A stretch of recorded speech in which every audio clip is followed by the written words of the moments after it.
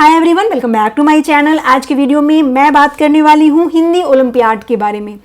Olympiad exam बच्चों को क्यों दिलवाने चाहिए, इसकी क्या इंपॉर्टेंस है, और फिर क्लास थर्ड के बच्चों के लिए हिंदी ओलंपियाड की सिलेबस क्या क्या होती हैं, और फिर एग्जाम पैटर्न क्या होते हैं, कौन कौन से सेक्शंस में कितने कितने क्वेश्चंस आएंगे, फुल मार्क्स, और फिर तैयारी करवाते समय किन बातों को ध्यान में रखना चाहिए, कैसे तैयारी करवानी है, इन सब बातों को डिटेल में जानेंगे। तो वीडियो को अंत तक देखें, पसंद आए, हेल्पफुल लगे तो एक लाइक से मुझे मोटिवेट करें, और चैनल पे नए हैं तो सब्सक्राइब जरूर करें। फर्स्ट ऑफ ऑल, बच्चों को ओलंपियाड एग्जाम्स क्यों दिलाना, क्योंकि बहुत सारी मम्मियों का ये कॉमन थॉट होता है कि ओलंपियाड्स एग्जाम बच्चों के ऊपर एक्स्ट्रा बर्डन है। क्लास के regular test, unit test, half yearly exam, annual exam ही बहुत ज़्यादा होते हैं, और इस पे बच्चों को ऊपर से ओलंपियाड की और तैयारी करवाई जाए, उनकी पढ़ाई करवाई जाए तो एक्स्ट्रा बर्डन हो जाता है। पर यहाँ मैं क्लियर बताना चाहती हूँ कि ये थॉट अपने मन से पूरी तरह से निकाल दें, ये कोई एक्स्ट्रा बर्डन नहीं होता है। ओलंपियाड के बहुत फायदे हैं, और इसकी सिलेबस वही सिलेबस होती है क्लास में जो बच्चे को पढ़ना है। जिस भी क्लास का ओलंपियाड एग्जाम बच्चा दे रहा है, सिलेबस उसी क्लास के अकॉर्डिंग होता है, इसमें कुछ एक्स्ट्रा नहीं कराई जाती है, बस उसी क्लास के सिलेबस को थॉरोली पढ़ना है।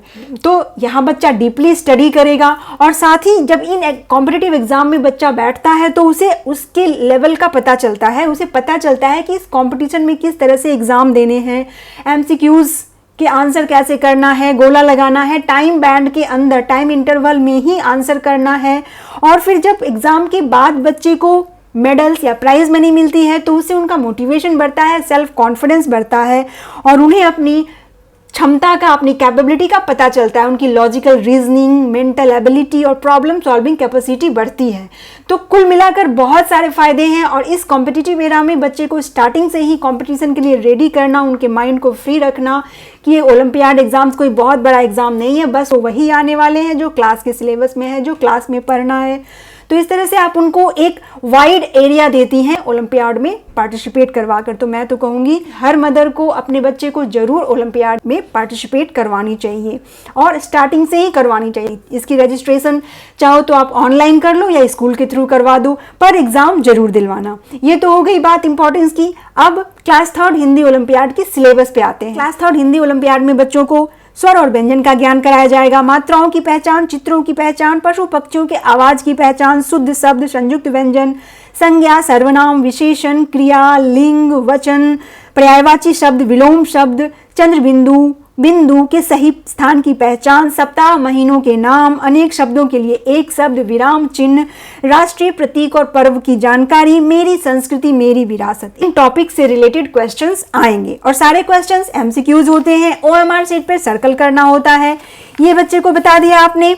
नाउ एग्जाम पैटर्न, तो टोटल मार्क्स 40 होता है, 40 मार्क्स का ये पेपर होता है, और ये टाइम इंटरवल 1 आवर के होते हैं, और 3 सेक्शंस में क्वेश्चंस आते हैं। पहला सेक्शन है शब्द और व्याकरण बोध, यानी ग्रामर पोर्शन।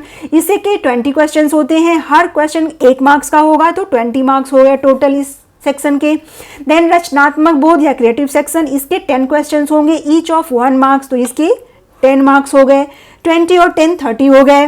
देन मेधावी खंड या अचीवर सेक्शंस के 5 क्वेश्चंस होते हैं, ईच ऑफ 2 मार्क्स, इसके मार्क्स 2 होते हैं 1 क्वेश्चंस के, तो ये भी हो गया 10 मार्क्स। तो इस तरह से 20 + 10 + 10 ये हो गया 40 मार्क्स का टोटल पेपर। ये अनदर इंपॉर्टेंट पॉइंट ये है कि 60% क्लास थर्ड के सिलेबस से आएगा, एंड 40% प्रीवियस क्लास यानी क्लास 2 के सिलेबस से आता है। तो ये बहुत ही अच्छा हो गया कि 40% तो आपने जो लास्ट क्लास में पढ़ा था वही आने वाले हैं, प्लस 60% आपका इस साल के सिलेबस से आएगा। यानी अगर बच्चा क्लास थर्ड के लिए प्रिपेयर कर रहा है तो क्लास थर्ड के सिलेबस से 60%, और क्लास 2 से 40% क्वेश्चंस आने वाले हैं।